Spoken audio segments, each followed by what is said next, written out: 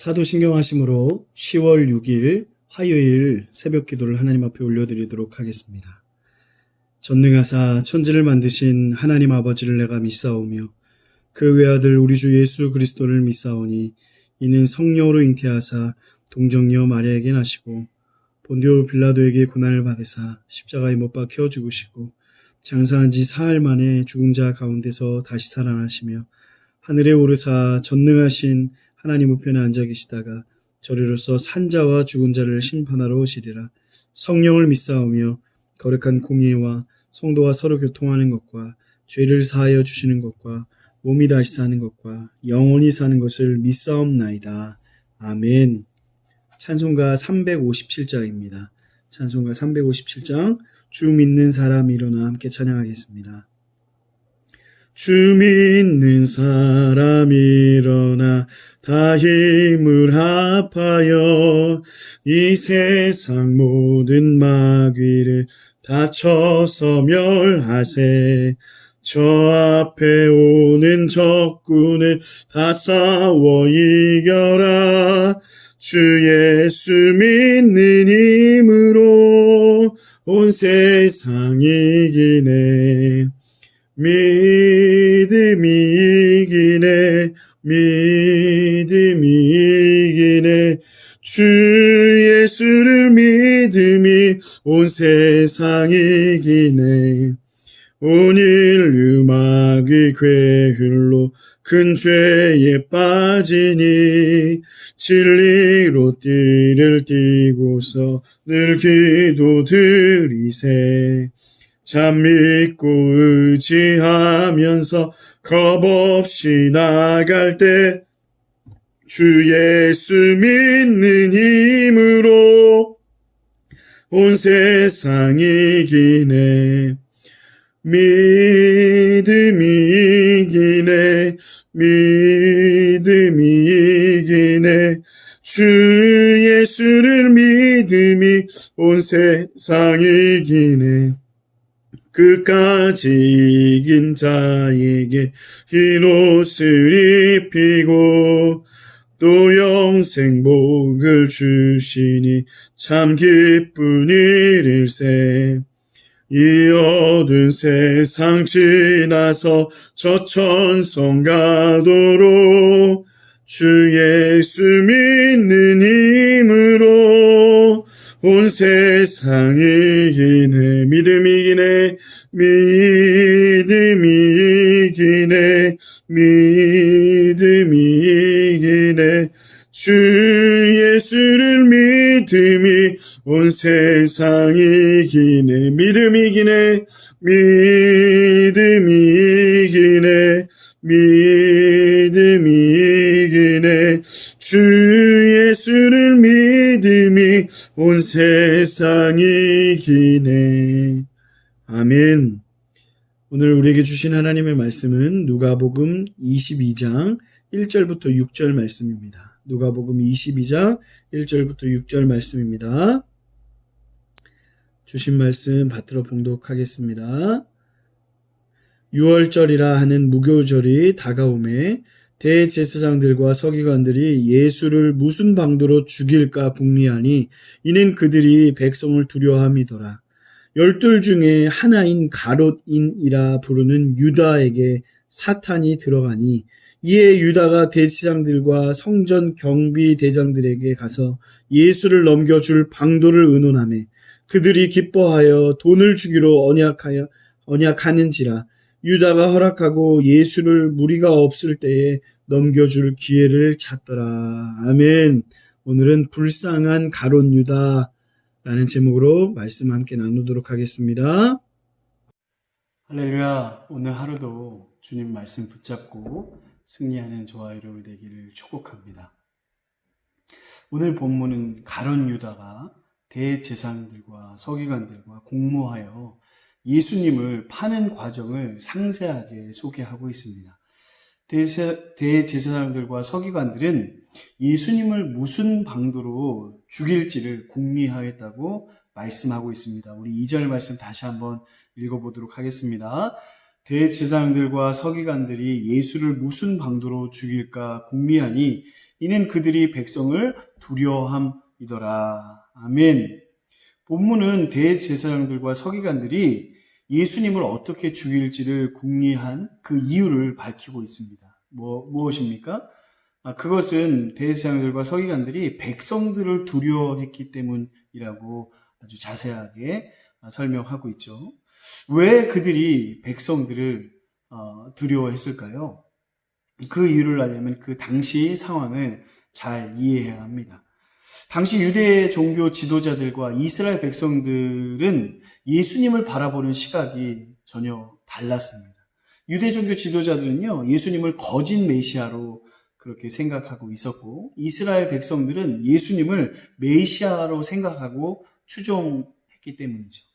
그런 상황에서 만일 유대 종교 지도자들이 예수님을 죽이면 수많은 이스라엘 백성들이 예수님을 따라 추종하고 있는데, 그런 분위기 속에서 이 유대 종교 지도자들이 그냥 예수님을 잡아 죽이게 되면 어떤 일이 일어날까요? 그렇죠. 폭동이 일어날 거죠. 그들이 바로 이 점을 두려워했기 때문에 예수님을 어떻게 죽일지를 모여서 궁리하고 있었던 것입니다. 성경은 가룟 유다가 예수님을 파는데 또 다른 누군가가 개입했다라고 말씀하고 있습니다. 우리 3, 4절 말씀을 같이 한번 읽어볼게요. 12 중에 하나인 가롯인이라 부르는 유다에게 사탄이 들어가니 이에 유다가 대제사장들과 성전 경비 대장들에게 가서 예수를 넘겨줄 방도를 의논하매. 아멘. 이 사탄이 가롯 유다에게 들어가자 유다가 대제사장들과 성전 경비 대장들에게 찾아가서 예수님을 넘겨줄 방도를 의논했다라고 그렇게 말씀하고 있습니다. 우리는요, 이 말씀을 통해서 사탄의 공격과 유다의 배신이 매우 밀접한 관계가 있음을 알 수 있습니다. 마귀는요, 이간자라는 뜻을 갖고 있습니다. 마귀가 역사하는 곳에는요, 관계의 단절이 발생하게 되죠. 마귀의 공격을 받으면 하나님과의 관계가 단절되고 사람과의 관계가 단절되는 것입니다. 가룟 유다와 예수님은요, 사제지간이었지만 사탄이 유다의 생각을 파고 들어가자 예수님과의 관계가 깨어졌고 예수님을 팔았던 것입니다. 따라서 우리는 마귀가 그 공격할 틈을 주지 말아야 합니다. 즉 하나님과 우리와의 관계에 이 틈이 생기지 말도록 우리가 노력해야겠죠. 어떻게 하면 틈이 생기지 않을까요? 주님과 대화를 계속하는 방법밖에 없습니다. 베드로가 죽기까지 예수님을 따르겠다고 호언장담했지만 대제사장의 뜰 안에서 이 작은 어린아이의 그 앞에서조차도 예수님을 모른다고 부인했던 것은 그가 이 직전에 이 예수님이 잡혀가시기 그 직전에 겟세마네 동산에서 하나님 앞에 기도해야 할 시간에 간절하게 예수님이 땀방울이 핏방울이 될 정도로 간절하게 기도해야 할 그때에 베드로는 무엇을 하고 있었죠? 너무 육신이 지쳐서 잠을 잤죠. 그래서 베드로가 이런 경험이 있기 때문에 우리에게 베드로전서 5장 8절에 이렇게 간절하게 당부하고 있습니다. 근신하라, 깨어라. 너희 대적 마귀가 우는 사자같이 두루다니며 삼킬 자를 찾나니 라고 그렇게 권면하고 있는 것입니다. 가룟 유다가 그들에게 돈을 받기로 한 후 어떻게 했다고 말씀하고 있습니까? 5절, 6절 같이 한번 읽어볼게요. 그들이 기뻐하여 돈을 주기로 언약한지라 유다가 허락하고 예수를 무리가 없을 때에 넘겨줄 기회를 찾더라. 아멘. 성경은요, 가룟 유다가 대제사장과 서기관들이 돈을 주겠다고 언약을 하자 무리가 없을 때 예수님과 제자들과의 그 떨어져 있는 그 시간에 예수님을 넘겨줄 기회를 찾기 시작했다라고 그렇게 말씀하고 있네요. 먼저 사탄이 유다로 하여금 예수님을 배신할 때에 이 돈을 매개체로 삼았다는 점을 우리가 좀 주목해야 합니다. 왜 사탄이 가룟 유다로 하여금 예수님을 배신할 때 돈을 매개로 삼았을까요? 마귀가 이 돈의 위력이 얼마나 대단한지를 알았기 때문입니다. 사랑하는 성도님, 돈 어떻게 좋아하십니까? 예, 저도 돈 굉장히 좋아하는데 우리가 돈을 얼마나 좋아하는지, 우리가 돈 앞에 얼마나 연약해지는지 이 마귀가 누구보다도 잘 알았다는 것입니다. 돈이 얼마나 대단한 힘이 있는지는 예수님께서 하신 말씀을 통해서도 우리가 알 수 있는데 마태복음 6장 24절에 예수님께서 이렇게 말씀하고 있습니다. 한 사람이 두 주인을 섬기지 못할 것이니 혹 이를 미워하고 저를 사랑하거나 혹 이를 중히 여기고 저를 경히 여김이라. 너희가 하나님과 재물을 겸하여 섬기지 못하느니라. 아멘. 그렇습니다. 이 돈과 하나님은 맞먹을 정도로 힘이 있죠. 아주 무섭습니다. 우리가 돈의 힘을 절대로 과소평가해서는 안 되죠. 돈, 그까짓 거, 그렇게 생각해서는 안 됩니다. 하나님께서 우리를 돈으로만 살지 않게 그렇게 만드셨습니다. 보이지 않지만 살아계신 하나님을 믿고 의지하며 살아가도록 만드셨다는 것입니다. 따라서 돈으로만 살려고 하지 말고 우리는 믿음으로 살아야 한다는 것입니다. 그런데 만일 우리가 돈의 힘에 눌려서 하나님보다 돈을 더 사랑하면 어떻게 될까요? 디모데전서 6장 10절은 다음과 같이 우리에게 경고하고 있습니다. 돈을 사랑함이 일만하게 뿌리가 되나니 이것을 탐내는 자들은 미혹을 받아 믿음에서 떠나 많은 근심으로써 자기를 찔렀도다. 아멘. 그렇습니다. 돈을 앞세우면 믿음의 길에서 벗어난다고 그렇게 아주 무시한 말씀을 우리에게 경고하고 있죠. 믿음을 떠나가게 돼서 근심 가운데 살다가 아주 비참한 최후를 맞게 된다라고 말씀하고 있는 것입니다. 누가복음에서 이 누가는요, 유다가 받은 돈이 얼마인지를 밝히고 있지 않지만 마태복음 26장 15절에는요, 은 30이라고 그렇게 아주 자세하게 말을 하고 있습니다. 당시 이 은 30은요, 어떤 의미냐면 노예의 몸값에 해당합니다. 왜 대제사장이 그 가격에 예수님을 넘기라고 그렇게 흥정했을까요? 그것은 예수님을 노예로 취급해서 예수님을 유대 민중을 혼란시킨 그 죄인으로 인식시키기 위함이었다는 것입니다. 그런데 사실 예수님께서 이렇게 은 30냥에 팔리실 것이 스가랴서에 이미 예언되었다는 거죠.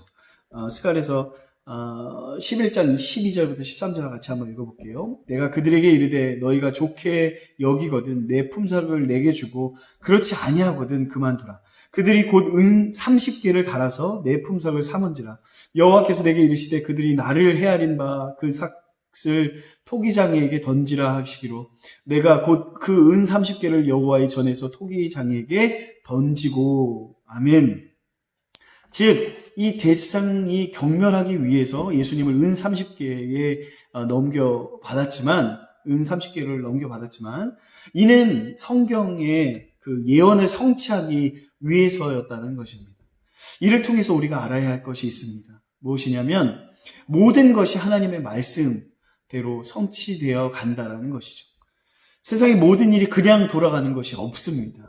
하나님의 뜻 가운데 이루어진다는 것을 하나님을 믿는 사람들은 믿고 고백해야 된다는 거죠. 따라서 우리는 어떤 일을 만나도 상황만 보지 말고 그 상황 너머에 그 배후에 일하시는 하나님의 뜻을 온전히 깨달아야 합니다. 말씀을 마치겠습니다. 우리는 가룟 유다가 이 대제사장들과 서기관들과 공모하여 예수님을 배신하고 은 30에 팔아넘기는 과정을 우리가 오늘 말씀을 통해서 보았습니다. 그런데 한 가지 더 심각하게 생각하고 마치고 싶은 것은 무엇이냐? 과연 가룟 유다가 이 3년이란 시간 동안 예수님과 함께 먹고 마시고 예수님의 그 놀라운 기적들을 경험하고 섬겼지만 정말 주님을 얼마나 알았는가? 예수님을 정말 잘 알았다면, 예수님의 구세주이신 것을 정말 알았다면 이 가룟 유다가 은 30에 예수님을 팔아 넘겼을까라는 거죠.